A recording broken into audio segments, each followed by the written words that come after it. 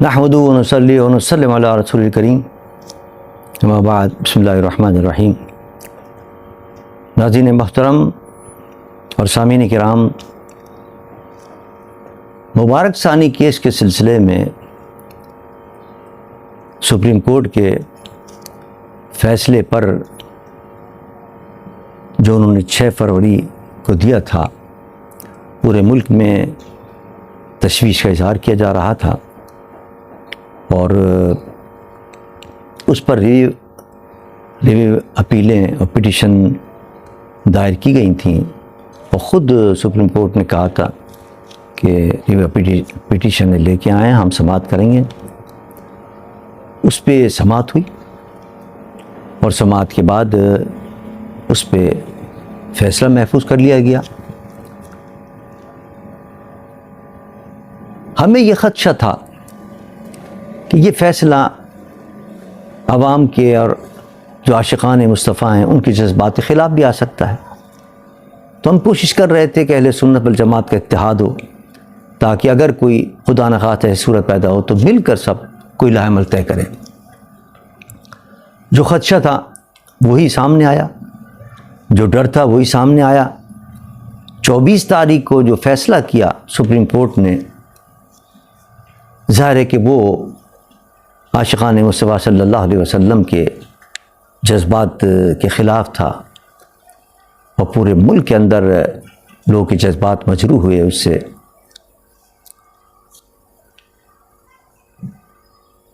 ہم نے فوری طور پر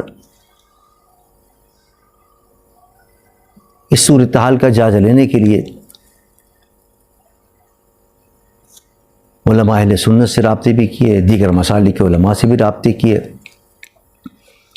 ملی یکجہتی کونسل کا فوری طور پر ہم نے ایک تبصرہ اس پر دیا ملی یکجہتی کونسل کی طرف سے، اور فوری طور پر ہم نے جو اس فیصلے کے اندر جو مثبت اور منفی پہلو تھے وہ دونوں بتائے، کہ پرانے جو فیصلے ہیں ان کو قائم رکھا گیا ہے، شریعت کورٹ کے فیصلے ہیں، سپریم کورٹ کے فیصلے ہیں، آئین کے اندر جو کچھ ترامیم آ چکی ہیں ان کے خلاف، قادیانیوں کے خلاف، وہ تمام ترامیم باقی رکھی گئی ہیں اس کے اندر، اس فیصلے کے اندر، بلکہ اس کی توثیق کر دی گئی ہے۔ یہ ایک مثبت پہلو تھا، ہم نے ان چیزوں کی بھی نشاندہی کی اپنے اس پریسیز کے اندر، اور سب سے آخر کے اندر ہم نے اس پر بھی تشویش کا اظہار کیا اور تحفظات کا اپنے اظہار کیا کہ جو 42 پیراگراف ہے اس کے اندر قادیانیوں کو اجازت دے دی گئی ہے خلوت کے اندر کہ وہ اپنی تبلیغ کر سکتے ہیں۔ ہم نے اس پر تشویش کا اظہار کیا کہ یہ کسی طور پر بھی مناسب نہیں ہے، اور یہ آئین کے بھی خلاف ہے، قرآن و سنت کے بھی خلاف ہے۔ پھر اس پر باقاعدہ ہم نے ایک ملی یکجہتی کونسل کا ہنگامی اجلاس بلایا، اور اس ہنگامی اجلاس کے اندر ہمارے وکیل ہیں عمران شفیق صاحب، انہوں نے بڑی پوری تفصیلی بریفنگ دی، تمام مسالک کے کابرین موجود تھے، ان سب کے سامنے اس مسئلے کو ہم نے بحث و تمیز کے بعد یہ فیصلہ کیا کہ یہ جو 42ویں شق ہے، اس نے یوں سمجھیے کہ اس فیصلے کے اندر جو مثبت پہلو بھی تھے اس کو بھی گہنا دیا ہے، اور یہ ایک ایسا خطرناک فیصلہ کیا ہے 42واں کہ جس کے تحت ان کو اجازت دے دی گئی ہے خلوت کے اندر قادیانی کو اپنی تبلیغ کرنے کی۔ ظاہر بات ہے وہ ان کی تبلیغ کیا ہے؟ ان کی تبلیغ تو اسلام کی توہین ہے، قرآن کی تحریف ہے، یہی تبلیغ ہے۔ تو کیا قرآن کی تحریف کی اور اسلام کے خلاف اور باتیں کرنے کی، اور کیا ناموس رسالت کے خلاف باتیں کرنے کی، یہ تو بہت بڑا جرم ہے نا۔ کیا کسی کو اجازت دی جا سکتی ہے کہ صاحب وہ جلوت میں تو نہیں کر سکتا، خلوت میں کر سکتا؟ یہ تو ایسے ہی ہے کہ جس طرح آپ کہیں کہ صاحب باہر کوئی پاکستان کے خلاف بغاوت کی بات نہیں کر سکتا، لیکن گھر کے اندر کر سکتا ہے۔ وہ پاکستان کے دہشت گردی کے خلاف کوئی منصوبے جو ہیں وہ باہر تو نہیں بنا سکتا، لیکن گھر کے اندر بنا سکتا ہے۔ باہر وہ کیا نام ہے سود نہیں لے سکتا، لیکن اندر گھر میں بیٹھ کے لے سکتا ہے۔ باہر وہ کیا نام ہے رشوت نہیں لے سکتا، لیکن گھر میں آرام سے بیٹھ کر دفتر کے اندر لے سکتا ہے۔ کیا کوئی جرم اس کے اندر آپ یہ تفریق کر سکتے ہیں کہ باہر تو وہ جرم نہیں ہوگا اور اندر وہ جرم نہیں ہوگا؟ اگر یہ تمام جرائم جس طرح باہر جرم ہے اندر بھی جرم ہے، تو اس سے بڑا جرم کیا ہوگا تحریف قرآن کا؟ اس سے بڑا جرم کیا ہوگا توہین رسالت کا؟ اور ان کی ساری تبلیغ تو موقوف ہے توہین رسالت پر اور تحریف قرآن پر.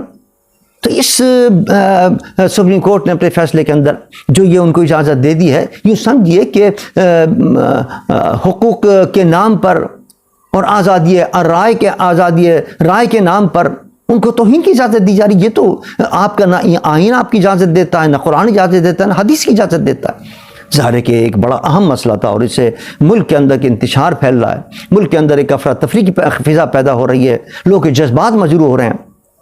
اس سلسلے میں نے فوری طور پر رابطے کیے اکابرین سے کہ ہمیں کیا لائحہ اختیار کرنا چاہیے.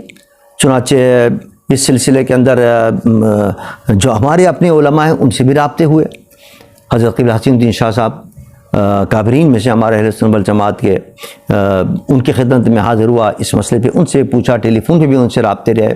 مولانا کوکب نورانی صاحب سے بھی ہم مسلسل رابطے میں رہے. ڈاکٹر عمیر صدیقی صاحب ہیں، ان سے بھی ہم مسلسل رابطے میں رہے اور انہوں نے بھی اس فیصلے پر اپنی تجاویز کچھ لکھی ہیں وہ. پھر میں نے مفتی منیب الرحمان صاحب سے بھی رابطہ کیا اور ان سے بھی رابطے میں رہے کہ آپ کی نظر میں اس کا کیا ہے اور کیا اس کا حل ہونا چاہیے. دیگر مسائل کے جو لوگ ہیں، مثلا مفتی تقی عثمانی صاحب ہیں، ان سے میں نے رابطہ قائم کیا اور عالم مجلس تحفظ ختم نبوت کے اکابرین سے رابطہ قائم کیا. ان سے پوچھا کہ آپ کیا کر رہے ہیں اس سلسلے کے اندر. حضرت قبلہ مفتی تقی عثمانی صاحب نے بڑا تفصیلی جواب مجھے عطا فرمایا اور بڑی تفصیل کے ساتھ انہوں نے اس پر روشنی ڈالی اور فرمایا کہ اس میں کہاں کہاں کیا کیا خامیاں ہیں اس فیصلے کے اندر، اور اگر ہم اس فیصلے پر کیا رد عمل دیں گے اور کس حد تک دینا چاہیے، اور اس رد عمل کے جواب کے اندر قادیانی کیا کیا سازش کیے بیٹھے ہوئے ہے. بڑی وسیع ان کی نظر ہے. انہوں نے بڑی تفصیل کے ساتھ مجھے تمام تفصیلات بتائی. انہوں نے فرمایا کہ میں اس پر ایک جامع تبصرہ لکھ رہا ہوں اور اس کے اندر لائحہ عمل بھی میں دوں گا انشاءاللہ، وہ بھی انشاءاللہ سامنے آ جائے گا. وہ انہوں نے مجھ سے کہا میں آپ کو بھیجوں گا. انہوں نے یہ بھی فرمایا کہ ہمارا اتحادی تنظیمات مدارس دینیہ کا اجلاس بھی ہو رہا ہے، اس میں بھی ہم اس مسئلے کو رکھیں گے. میں نے ان کی خدمت بھی عرض کیا اور دیگر عالم مجلس تحفظ ختم نبوت کی خدمت میں نے عرض کیا، ان کے اکابرین کی خدمت میں نے کہا اس وقت یہ مشترک مسئلہ ہے تمام مسائل کا. پاکستان میں جتنے لوگ بستے ہیں اور ان سب کا یہ مسئلہ، عاشقان مصطفیٰ کا، جو اسلام سے دین سے محبت رکھنے والے، ان سب کا یہ مسئلہ ہے. تو میں نے کہا اس کے لیے مشترک طور پر ہمیں کوئی نہ کوئی عمل اختیار کرنا پڑے گا. اور میری نظر کے اندر اس وقت ایک ایسی پلیٹ فارم ہے کہ جس پر ہم اس مسئلے کو رکھ کے اور مشترک طور پر معاملہ طے کر سکتے ہیں. ایک اتحاد مدارس دینیہ کا ایک پلیٹ فارم ہے جس میں تمام مدارس، تمام مسالک کے لوگ موجود ہیں اس کے اندر. اسی طرح عالم مجلس تحفظ ختم نبوت بھی ایک ایسا پلیٹ فارم ہے کہ جس کے اندر تمام مسالک کے لوگوں کو وہ اپنے پروگراموں میں، جلسوں میں، جلوسوں میں اور بڑی بڑی کانفرنسوں میں سب کو ملا کر وہ چلتے ہیں اس کے اندر. تو میں نے کہا یہ بھی ایک ایسا پلیٹ فارم ہے کہ جس پہ ہم سب مل کر کوئی لائحہ عمل طے کر سکتے ہیں. تیسرا پلیٹ فارم ہے ملی یکجہتی کونسل کا، جس میں پاکستان کی تمام جو بڑی مذہبی جماعتیں ہیں، تمام مسالک کی، وہ اس کی ممبر ہیں. تو وہاں بھی ہم اس مسئلے کو طے کر سکتے ہیں. تو میں نے ان تمام اکابرین کی خدمت عرض کیا کہ میں نے کہا ہماری خدمت اگر ذمہ ڈالتے ہیں تو ہم کو اجلاس بلا لیتے ہیں، ورنہ آپ کو اجلاس بلا لیں اور ایک لائحہ عمل پہلے طے کر لیں تاکہ اس لائحہ عمل کے مطابق ہم تمام لوگوں کو متفق کر کے پھر اس پر چل پڑیں. ان حضرات نے، مفتی منیب الرحمان صاحب نے بھی یہی فرمایا، مفتی تقی عثمانی صاحب نے بھی یہ فرمایا اور کیا نام ہے اپنے عالم مجلس تحفظ ختم نبوت کے لوگوں نے بھی یہی فرمایا کہ کیا نام ہے ہم نے اس پر مشورے کر رہے ہیں ہم، اور لائحہ عمل ہم اس کے لیے طے کر رہے ہیں آپس میں مشورے کے ساتھ، اور اپنے وکلاء سے بھی ہم مشورے کر رہے ہیں. تو جیسے کوئی لائحہ عمل طے ہو جائے گا ہم اس کو شائع بھی کریں گے اپنے موقف کو، اور اس کے مطابق انشاءاللہ ایک لائحہ عمل طے کریں گے. ان نے کہا ہم آپ سے مشورے کر کے چلیں گے اور انشاءاللہ مشترک لائحہ عمل طے کریں گے. یہ تو تھی اب تک کی صورتحال جو کیا نام ہے تحفظ ختم نبوت کے سلسلے میں ہم نے کوشش کی الحمدللہ.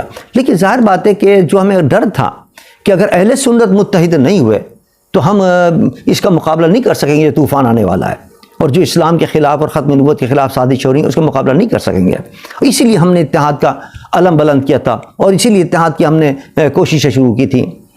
اور لیکن افسوس یہ ہے کہ چل رہی کوششیں، ابھی تک تو ہم ناکام ہوئے ہیں لیکن ہم مایوس نہیں ہیں، بلکہ میں جہاں جہاں گیا ہوں الحمدللہ بڑے اچھا رسپانس مجھے ملا ہے. بڑی لوگوں نے خوشی کا اظہار کیا ہے اور دعائیں دی ہیں کہ اللہ آپ کو کامیاب کرے. یہ بڑا اہم مشن لے کے آپ کھڑے ہوئے ہیں.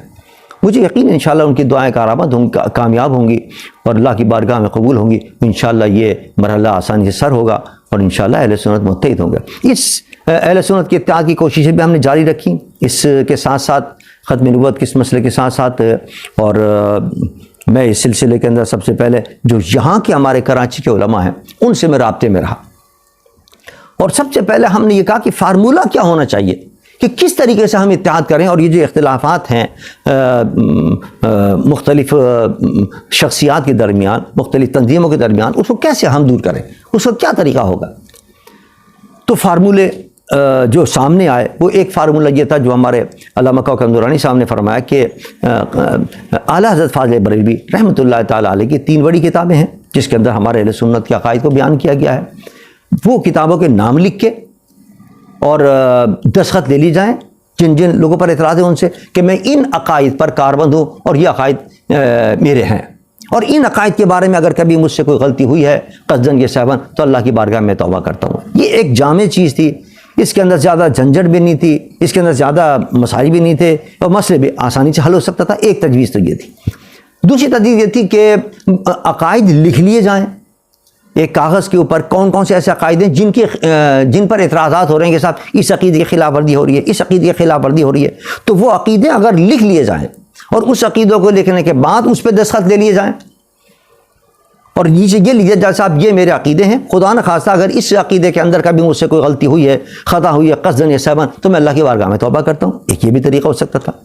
اور تیسرا طریقہ یہی ہے کہ کیا نام ہے ایک ایک عبارت جس کی جو عبارت ہے جس پر تحفظات دیگر لوگوں کو ان کی وہ عبارتیں جمع کریں اور اس کے بارے میں ان کے رائے لکھی جائے اور اس کے بارے میں ان کے اگر واقعی وہ رجوع کرنا چاہتے ہیں تو رجوع لکھی جائے. کوئی اپنا تحفظات دور کرنا چاہتے ہیں تو تحفظات دور کریں وہ علماء کے.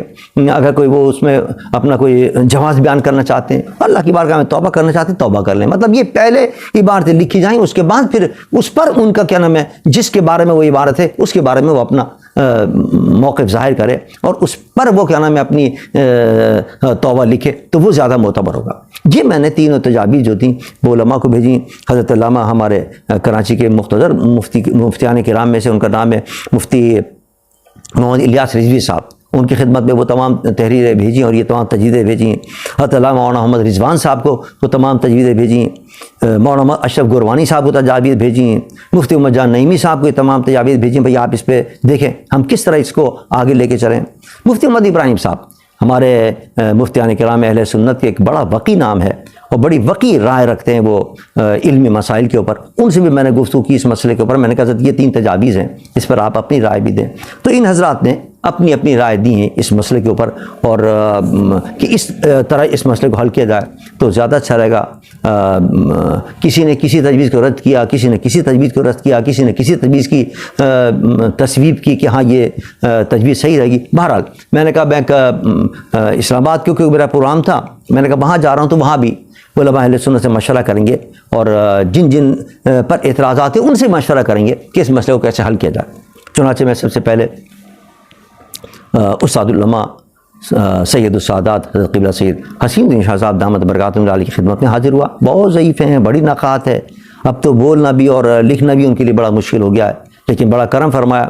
حضرت تشریف فرما ہوئے، کافی وقت دیا حضرت نے اور حضرت مولانا اسحاق ظفر صاحب بھی تشریف فرما ہو گئے تھے اسی میٹنگ کے اندر. ہمارے حضرت حسین الدین شاہ صاحب دامت برکاتہم علیہ کے صاحبزادے حضرت قبلہ حبیب الحق شاہ صاحب جو تھے وہ بھی تشریف فرما تھے. وہاں ہم نے بیٹھ کر اس مسئلے پہ بھی گفتگو کی، ختم نبوت والے مسئلے پر بھی گفتگو کی کہ اب کیا کرنا چاہیے. طے ہوا کہ ایک باقاعدہ ایک اجلاس بلایا جائے علماء کا، اکابرین اہل سنت کا، اور اس میں ختم نبوت کا جو یہ فیصلہ ہے اس کے بارے میں کوئی عمل طے کیا جائے. اس کے علاوہ کیا نام ہے اس اتحاد اہل سنت کے بارے میں بھی مشورے ہوئے کہ اس کو اس سلسلے کو آگے بڑھا جائے تاکہ اہل سنت کم سے کم اس مسئلے پہ تو متحد ہو جائیں، اور اگر اختلافات دور ہونے کی صورت نکلتی ہے تو وہ تو سب سے اچھی بات ہے، ہمیشہ کا یہ مسئلہ حل ہو جائے گا. بہرحال انہوں نے کہا کہ اس پہ جو ہم کوششیں کر رہے ہیں وہ کوششیں آپ جاری رکھیں اور انشاءاللہ کوئی نہ کوئی بہتر راہ نکلے گی. وہاں سے میں فارغ ہو کر دوسرے دن حضرت قبلہ سید ریاض حسین شاہ صاحب کی خدمت میں حاضر ہوا اور ان سے میں نے کہا کہ اس مسئلے کو آپ بھی بتائیں اور کوئی تجاویز دیں کہ کس طرح اس مسئلے کو حل کرنا ہے. تو تقریباً 2.5 گھنٹے ہم وہاں بیٹھے رہے ان کی خدمت میں. اور ظاہر بات ہے کہ جب وہ جماعت اہل سنت کے اندر ہوا کرتے تھے، مرکزی عہدہ تھا ان کے پاس، میں اس زمانے میں جوائنٹ سیکرٹری ہوتا تھا. ہم نے ایک ساتھ مل کر کئی سال کام کیا ہے. بڑی بڑی سنی کانفرنسیں منعقد ہوئی ہیں اور بڑے بڑے جلسے ہوئے ہیں, بڑے بڑے کام ہوئے ہیں جماعت اہل سنت کے پلیٹ فارم سے.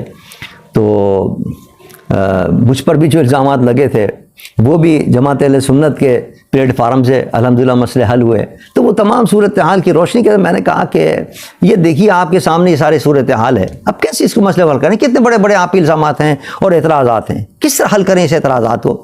تو وہ تو انہوں نے پرانی پہلے تو باتیں سنائیں اور پرانے بتایا کہ جی کہ آج نئے الزامات نہیں ہیں. انہوں نے کہا مجھ پر تو پہلے سے الزامات لگتے آئے ہیں, اور جب میں جماعت اہل سنت میں تھا ہم عہدے پر اس وقت بھی مجھ پہ الزام لگا, بلکہ بھرے اجلاس کے اندر جماعت اہل سنت کے جب الزام لگا تو کیا نام ہے اس کی صفائی ہونے کے لیے کیا نام حضرت صاحب مظہر شیخ شاہ صاحب کاظمی دامت برکاتہم العالیہ نے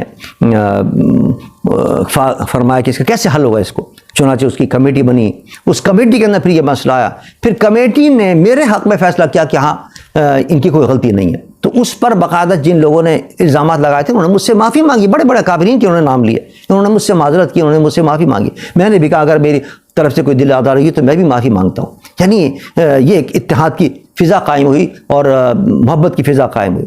پھر کہنے لگے کہ ایسے وقت بھی آئے, انہوں نے بڑے بڑے راز انہوں نے بیان کیے اپنے اس 2.5 گھنٹے کی کیا نام نشست کے اندر. فرمایا کہ ایسے وقت بھی آیا کہ اہل سنت کے ایک بڑے نامی گرامی تاجر ہیں اور نامی گرامی متبر شخصیات میں سے, انہوں نے مجھ سے کہا کہ فلاں عالم کو نکال دو, فلاں مولوی کو نکال دو, تو ہم اتنے لاکھ روپے دیں گے, تو ہمیں اتنے لاکھ روپے دیں گے, جماعت اہل سنت سے ان کو فارغ کرو. تو میں نے کہا کیوں فارغ کرو, میں تو نہیں کرتا فارغ. میں نے ان کے کہنے پر فارغ نہیں کیا ان کو, اور ان کو بتایا جن کو نکال رہے تھے کہ آپ کے بارے میں یہ کہا جا رہا ہے کہ کیا رہا ہے ان کو نکال دو, ہم اتنے پیسے دیں گے. جب میں نے انکار کیا تو مجھے دھمکی دی گئی کہ تمہیں پتہ نہیں ہے پیسے کی طاقت ہم دکھائیں گے, پیسے کی طاقت کیا ہوتی ہے. ریاض حسین شاہ صاحب کا کہنا یہ تھا کہ یہ سازشیں اہل سنت کے خلاف ہوتی رہی ہیں اور یہ کوئی نئی بات نہیں ہے, سازشیں ہوتی رہی ہیں اور اختلافات بھی ہوتے رہے, لیکن اختلافات کا حل بھی نکلتا رہا ہے اور ہم نے بیٹھ کے مسئلے کو حل کیا. اب بھی یہ مسئلہ حل ہو سکتا ہے. میں نے کہا یہ تو آپ نے بڑی اچھی بات کی, کیسے حل ہوگا, آپ تجویز دیں. تو انہوں نے تجاویز دیں. کچھ پہلی تجویز تو ان کی یہ تھی کہ آپ ایسا کریں کہ میں دعوت کرتا ہوں جو میرے مخالف ہیں وہ یہاں تشریف لائیں یا کسی تیسری جگہ پہ بیٹھ جائیں, یا میرے گھر پہ تشریف لائیں, میں ان کی تواضع کروں گا اور ان کی خدمت کروں گا, ان کو بہترین دعوت پیش کرتا ہوں ان کی خدمت کے اندر. وہ آئیں مجھ پہ بتائیں کیا کیا مجھ پہ الزامات ہیں اور کیا کیا میرے, اور میں صفائی پیش کروں گا ان کی. کچھ لوگ بیٹھ جائیں, وہ فیصلہ کریں, جو فیصلہ کریں گے مجھے منظور ہوگا. ایک یہ طریقہ بھی ہو سکتا ہے.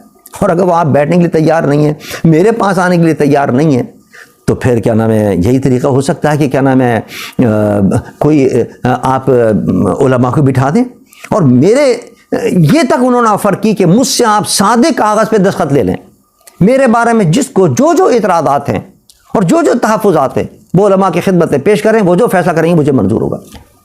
یہ بہت بڑی بات تھی, اتنی بڑی آفر کی ہے قبلہ ریاض حسین شاہ صاحب نے. مجھے تو بڑی خوشی ہوئی اور میں نے کہا یہ سب سے مثبت بات جو مجھے لگی ہے وہ حضرت قبلہ ریاض حسین شاہ صاحب کی لگی ہے کہ انہوں نے اتنی بڑی آفر کیا. اب کمال یہ ہے کہ اس کے باوجود بھی لوگوں نے جناب اعتراض کرنا شروع کر دیا. جب خبر آئی میری کہ میں ملا ہوں, وہ کمنٹ شروع ہو گیا, جناب کس کے پاس چلے گئے آپ, کیوں ملے ان سے, وہ تو فلاں نکل گیا, وہ تو یہ ہو گیا, وہ تو اسلام سے نکل گیا, وہ دین سے نکل گیا. پھر سوال یہ ہے کہ اتحاد کا تو مقصد ہی ہے نا کہ اگر کوئی اختلافات ہیں, کوئی عبارتوں پر کوئی تنازعات ہیں, اور تو اس کو دور کرنا ہے نا ہمیں بیٹھ کے. اگر واقعی کسی نے غلطی کی ہے تو اس سے توبہ کرا لیں گے, اور غلطی نہیں ہے الزام ہے تو اس الزام کی وضاحت ہو جائے گی. مقصد یہ اتحاد کا. ورنہ اگر آپ کے ملنا ہی نہیں ہے کسی سے تو پھر اتحاد کا کیا مقصد ہوا. اچھا عجیب بات ہے, کمال کی بات یہ ہے کہ بعض اپنے آپ کو تو بالکل فرشتہ سمجھتے ہیں. دعوت اسلامی والوں کا ذکر جب آیا کہ ہم ان کا بھی مسئلہ بیٹھیں گے تو ان کا کمنٹس آنے شروع ہے, ہمارا تو آپ نام لینا ہی چھوڑ دیے, ہم تو بالکل پاک ہیں, ہمارا تو مسئلہ ہی نہیں ہے, ہمارے سے تو کوئی خلاف ہی نہیں ہمارے. تو حالانکہ جس مولوی کے پاس میں جا رہا ہوں, جس عالم کے پاس جا رہا ہوں, جس پیر کے پاس جا رہا ہوں, وہ شکایتیں کرتا نظر آتا ہے دعوت اسلامی کی. پتہ نہیں کیا کی شکایتیں ان کو. تو ظاہر بات ہے اگر علمی کوئی شکایتیں ہیں, اگر کوئی علمی مسئلے ہیں تو ہم اسی لیے تو اتحاد کے لیے بیٹھیں کہ اپنے ان مسائل کو ہم طے کریں بیٹھ کے, جس کے خلاف جو باتیں ان کو بتائیں جا کے, یہ سب ہمارے اپنے ہیں. ہم ان کو کیوں نکال رہے ہیں کیا نام ہے اور دھکے دے کے ان کو باہر کر رہے ہیں؟ اگر وہ بالفرض اپنے کسی وجہ سے، اپنے کسی عقائد کی وجہ سے، اپنے کسی نظریات کی وجہ سے، اپنے کسی عمل کی وجہ سے ان کے اوپر کوئی اعتراض ہے تو اعتراض کو ہمیں ختم کرنا ہے، اعتراض کو ہمیں دور کرنا ہے۔ اگر واقعی حقیقت پر مبنی ہے تو ہم ان سے کہیں گے کہ آپ اس پہ معذرت کر لیں، اللہ کی بارگاہ میں توبہ کر لیں، یہی طریقہ ہوتا ہے۔ حبی کہتے ہیں نہیں صاحب توبہ تو پہلے کر چکا ہے وہ، اب توبہ قبول نہیں۔ تو یہ کہاں لکھا ہوا ہے کہ ایک مرتبہ اگر کسی نے غلطی کر لی، توبہ کر لی، دوسری مرتبہ غلطی نہیں کر سکتا؟ انسان تو گناہوں کا اور کیا نام ہے خطاؤں کا پتلا ہے، پتہ نہیں دن میں صبح سے لے کے رات تک کتنی غلطیاں ہوتی ہیں۔ اور حدیث میں آتا ہے اللہ تعالیٰ کا نام تواب ہے، وہ بار بار توبہ قبول کرتا ہے، بار بار تمہارے گناہوں کو معاف کرتا ہے۔ کیا ہم اپنے مسلمان بھائیوں کی کیا توبہ کو قبول کرنے کے لیے تیار نہیں ہے جو اللہ کی بارگاہ میں دوبارہ توبہ کر لیتے؟ بس ایک مرتبہ توبہ قبول ہوگی، اچھی منطق ہے کہ صاحب اس نے توبہ کی تھی اور توبہ کے بعد پھر گیا، لہذا اب اس سے بات کرنے کی ضرورت ہی نہیں۔ ہو سکتا ہے دوبارہ غلطی ہو گئی ہو، ہمیں چاہیے کہ ہم دوبارہ رابطہ کریں، دوبارہ نہیں تیبارہ رابطہ کریں، 10 مرتبہ ہو گئے تو 10 مرتبہ رابطہ قائم کریے۔ اب بعض لوگ کہہ رہے ہیں کہ ہم نے توبہ کر لی پھر بھی وہ پرانی باتیں ہمارے ذمہ ڈالی جا رہی ہیں۔ یہ تمام باتوں کی وضاحت ہونی چاہیے کہ اسی کے لیے ہم اٹھیں، اور یہی مقصد ہے ہمارا کیا نام ہے اتحاد امت کا۔ تو لہٰذا ہر ایک اپنے آپ کو سمجھے بیٹا کہ میں تو بالکل بری ہوں اور میں تو بالکل فرشتہ ہوں، جو ہے دوسرا بھی ایسا ہے کہ وہ بھی نکل گیا، اسلام سے اس سے بات کرنے کی ضرورت ہی نہیں ہے۔ یہ غلط نظریہ ہے اور اس کو ختم کرنا چاہیے۔ یہ اتحاد کے اندر رکاوٹ ہے جو اس قسم کی باتیں کر رہے ہیں۔ اتحاد کا مقصد یہ ہے کہ جن پر جو الزام آتے ہیں، جو باتیں وہ ان سے پوچھی جائیں گی جا کے، اور اس کا جواب ان کو لے کے پھر علماء کے سامنے رکھا جائے گا۔ اگر وہ اسلام سے نکل گئے تو اسے کہیں گے آپ اسلام سے نکل گئے، آپ توبہ کریں اور دوبارہ کلمہ پڑھیں، اور نہیں نکلیں تو دو کو کہیں گے کہ آپ غلط الزامات لگا رہے ہیں، جھوٹ الزام لگاتے ہیں، آپ گناہ کر رہے ہیں، آپ کسی پر الزامات لگاتے ہیں۔ یہ مقصد ہے ہمارا۔ تو انشاءاللہ اس مشن پہ ہم جاری ہیں اور اس مشن کو ہم جاری رکھیں گے انشاءاللہ۔ ریاض شاہ صاحب کی طرف سے بڑی مثبت رد عمل کا اظہار ہوا ہے اور اس کی روشنی کے اندر انشاءاللہ ہم لائے عمل طے کریں گے۔ اس کے بعد وہاں سے فارغ ہو کر میں آستانہ عالیہ گولڈ شریف کے سجادہ نشین حضرت قبلہ سید نظام الدین شاہ صاحب جامی دامت برکاتہم عالیہ کی خدمت اقدس میں حاضر ہوا۔ انہوں نے بڑا کرم فرمایا، انتہائی مصروف تھے، جمع غفیر تھا مریدین کا، متوسلین کا، محبین کا، اس میں سے انہوں نے وقت نکالا اور تشریف فرما ہوئے، اور کئی گھنٹے ہم سے اس موجودہ جو مسئلہ کھڑا ہو گیا ہے ختم نبوت والا اور سپریم کورٹ کا فیصلہ، اس پر بھی ہم تبادلہ خیال کرتے رہے، اور یہ جو اہل سنت کے اتحاد کا مسئلہ اس پر بھی تبادلہ خیال کیا۔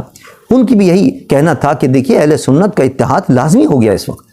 اگر ہم اہل سنت کا اتحاد نہیں کریں گے اور بھانت کی بولی بولتے رہیں گے تو ہم اپنے کاز کو نقصان پہنچائیں گے، اور کیا نام ہے فیصلہ صحیح نہیں کر سکیں گے اور اپنی بات نہیں منوا سکیں گے۔ اس کے لیے سب ضروری ہے کہ کیا نام ہے اتحاد اہل سنت ہونا چاہیے، اور اتحاد اہل سنت کے لیے دیکھیے کتنا درد ہے، ہر ایک کے دل کے اندر درد ہے۔ حضرت قبلہ جامی صاحب نے یہاں تک کہا کہ جن لوگوں پر الزامات ہیں یا اعتراضات ہیں اور تحفظات ہیں اہل سنت والجماعت کے، ان سے میں خود بات کروں گا بعضوں کے لیے۔ انہوں نے کہا میں ان سے خود بات کروں گا اور ان کو راضی کروں گا کہ وہ اس مسئلے کو طے کریں بیٹھ کے اور اس مسئلے کو حل کریں، اپنی اناؤں کو ختم کریں۔ اس سے آپ اندازہ کریں کہ ہمارے اکابرین بھی متفکر ہیں اس مسئلے کے اوپر اور وہ چاہتے ہیں کہ یہ مسئلہ حل ہونا چاہیے۔ اور مجھے یقین ہے کہ انشاءاللہ اگر حضرت جامی صاحب جیسے شخصیات اور ایسے بڑے بڑے آستانے اگر میدان میں آ گئے اور انہوں نے کمر ہمت کس لی اور عزم صمیم کر لیا کہ اتحاد کرانا ہے، تو یقیناً اللہ تعالیٰ برکتیں نازل فرمائے گا، اللہ تعالیٰ کی رحمتیں نازل ہوں گی انشاءاللہ، اور یہ اتحاد ہو کر رہے گا انشاءاللہ۔ مجھے تو بڑی امید ہے اس دورے کے اندر الحمدللہ جہاں میں گیا بڑے بڑے پروگرام ہوئے ہمارے، اس کے اندر کیا نام ہے مری کے اندر بہت بڑا جلسہ ہوا، حسن ابدال میں بڑے جلسے ہوئے، ایبٹ آباد کے اندر بڑے جلسے ہوئے جس میں سینکڑوں علماء نے، مشائخ نے، خطباء نے شرکت فرمائی ہے، اور سب اتنی خوشی سے کہہ رہے تھے کہ یہ آپ نے کام شروع کیا اتحاد کا، ہم آپ کو مبارکباد دیتے ہیں۔ میں نے کہا مبارکباد نہیں، دعا کریں آپ کہ بڑی بڑی اس کے اندر رکاوٹیں ہیں کہ اللہ تعالیٰ ہمیں اس میں کامیابی عطا فرمائے۔ ان جلسوں کے اندر بھی ہم نے ختم نبوت کے حوالے سے ایک رائے دی تھی، اور ہم نے کہا کہ ظاہر بات ہے کہ اس پر جو عاشقان مصطفیٰ ہیں وہ سب رنجیدہ ہیں اس فیصلے کے اوپر اور پریشان ہیں۔ ہم نے کہا سپریم کورٹ سے اگر آپ یہ کہیں کہ صاحب ریویو اپیل ہو چکی ہے، اب دوبارہ ریویو اپیل نہیں ہو سکتی، تو یہ بھی غلط ہے۔ ایک نظیر موجود ہے کہ کچھ مسائل ایسے تھے کہ جس کے اندر ریویو اپیل ہونے کے باوجود سپریم کورٹ نے اس کیس کو لیا ہے اور اس میں فیصلہ سنایا اور اس میں اپنے پرانے فیصلوں کے اندر ترمیم اور تنسیخ کیا، تو لہذا یہ تو ان سے بھی زیادہ اہم مسائل ہیں۔ اس میں یہ بہانہ نہ کیا جائے کہ صاحب ریویو اپیل ہو چکی ہے۔ عوام کے جذبات کو دیکھیں، ملک کے حالات کو دیکھیں کہ کیا ملک کے حالات اس لائق ہیں کہ ہم اس مسئلے کو اٹھا کر بدامنی پیدا کریں اس ملک کے اندر۔ لہذا ہمیں چاہیے اور سپریم کورٹ کے چیف جسٹس صاحب سے بھی اور دیگر جو جسٹس حضرات ہیں ان سے بھی ہماری گزارش ہے کہ اس کو دوبارہ دیکھیں اس مسئلے کو. اس کے اندر جو علماء جو بتا رہے ہیں کہ وہ چیزیں صحیح نہیں ہیں, اس کی جو قرآن اور حدیث کے خلاف ہیں, میرے خیال میں اس کو دیکھ کے اس کی اصلاح کریں تاکہ جو اس وقت انتشار پھیل رہا ہے وہ انتشار ختم ہو. میں نے پھر دوسری تجویز بھی دی اپنے تقاریر کے اندر اور علماء سے جو گفتگو ہوئی ہے اس کے اندر دوسری تجویز یہ بھی آئی ہے کہ اس کے بعد پھر سپریم ادارہ ہمارا پارلیمنٹ ہے. بہت سے مسائل ایسے ہیں کہ سپریم کورٹ نے فیصلہ کیا ہے لیکن حکومت نہیں مان رہی اس کو. ابھی ابھی فیصلہ آیا ہے سیٹوں کے متعلق اور حکومت کہہ رہی ہے ہم اس کو نہیں مانتے, ہم پارلیمنٹ میں لے کے جائیں گے. تو کیا سیٹوں سے بھی زیادہ مسئلہ اہم نہیں ہے میرے مصطفیٰ کی ناموس کا اور ختم نبوت کا؟ یہ تو سب سے اہم مسئلہ ہے. یہ تو انسان کی ایمان کا مسئلہ ہے, یہ تو ہمارے دین کا مسئلہ ہے, ہماری جان کا مسئلہ ہے. یہ تو لہٰذا اس مسئلے کو پارلیمنٹ میں لایا جائے اور پارلیمنٹ میں لا کر اور پھر اس مسئلے کو طے کیا جائے. اگر اس کے اندر کوئی نقص رہ گیا اور یقیناً رہا ہے نقص, 42 والے فیصلے کے اندر جو ان کو اجازت دی گئی ہے وہ انتہائی خطرناک صورتحال ہے اور مسلمان اس کو برداشت نہیں کر سکتے کہ وہ ان کو تحریف قرآن کی اجازت دے دی جائے قادیانی کو. لہذا اس کی اصلاح پارلیمنٹ اگر کر سکتی ہے, پارلیمنٹ کو چاہیے کہ متفق طور پر اس کے خلاف ایک قرارداد منظور کریں اور ایک قانون پاس کریں. الحمدللہ ہماری اس تجویز پر عمل کرتے ہوئے حضرت صاحبزادہ حامد رضا صاحب دامت برکاتہم العالیہ نے اس مسئلے کو اٹھایا پارلیمنٹ کے اندر اور بڑے خوبصورت انداز سے اٹھایا اور بڑے بھرپور دلائل کے ساتھ اس مسئلے کو اٹھایا. اور یہی انہوں نے کہا ہے کہ تمام لوگ جتنے بھی ہیں خواہ وہ کسی پارٹی سے تعلق رکھنے والے ہیں, سب کا ایمان کا مسئلہ ہے, سب آ جائیں پہ جمع ہو کے اور اس مسئلے کو طے کریں. تو میں ان کو مبارکباد دیتا ہوں کہ انہوں نے بڑا بہترین طریقہ اختیار کیا. یہی طریقہ ہونا چاہیے. ہم چاہتے ہیں کہ اس مسئلے کو ایک قانون کے دائرے میں رہ کر, آئین کے دائرے میں رہ کر, قرآن و سنت کی روشنی کے اندر اس مسئلے کو طے کیا جائے. کوئی اور راستہ اختیار کریں گے تو ہمارے کہاں سے نقصان پہنچے گا. لیکن الحمدللہ صاحب نے بڑا عمدہ طریقہ اختیار کیا کہ پارلیمنٹ میں لا کر اس مسئلے کو حل کرنے کی کوشش کی ہے. مجھے یقین ہے کہ انشاءاللہ پارلیمنٹ کے جتنے بھی اراکین ہیں, وہ جتنے پارلیمنٹرین ہیں, خواہ وہ کسی پارٹی سے تعلق رکھنے والے ہیں, وہ سب حضور کے ختم نبوت پر ایمان رکھنے والے ہیں, وہ سب عاشقان مصطفیٰ ہیں. مجھے یقین ہے وہ اپنی تمام جو وابستگیاں ہیں کس پارٹی سے, اس سب کو نظر انداز کر کے صرف ایک وابستگی رکھیں گے کہ حضور کے غلام ہیں اور حضور کے امتی ہیں, اور اس کو سامنے رکھ کر انشاءاللہ پارلیمنٹ کے اندر اس مسئلے کو طے کریں گے. اللہ تبارک و تعالی آسان فرمائے اس مسئلے کو بھی اور خیریت سے مسئلہ طے ہو جائے. ہمارے حکمرانوں کو اللہ عقل سلیم عطا فرمائے کہ وہ اس کے اندر دلچسپی لیں. انہی کے دور کے اندر, مسلم لیگ کے دور کے اندر جب بھی کوئی مسئلہ اسلام کے خلاف ہوا, انہی کے دور میں ہوا. کیوں اپنا منہ کالا کرتے ہیں وہ اس مسئلے کو؟ انہیں چاہیے کہ آگے آئیں اور اس مسئلے کو طے کریں بیٹھ کے. اور کیا منہ دکھا کے جائیں گے اللہ کو, اللہ کے رسول کو قیامت کے دن کیا منہ دکھائیں گے؟ تو ان کو بھی چاہیے, جج صاحبان کو بھی چاہیے کہ اس کے اندر جو کچھ خامیاں رہ گئی ہیں ان خامیوں کو دور کرنے کی کوشش کریں. پارلیمنٹ سے ہمیں بڑی امیدیں وابستہ ہیں کہ انشاءاللہ وہ اس مسئلے کو اٹھائیں گے اور اس مسئلے کو پارلیمنٹ کے ذریعے طے کریں گے.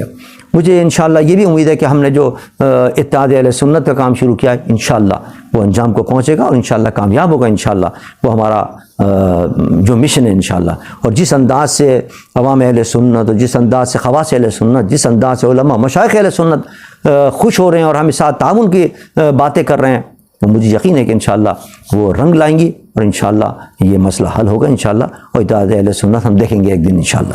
وما علینا الا البلاغ المبین.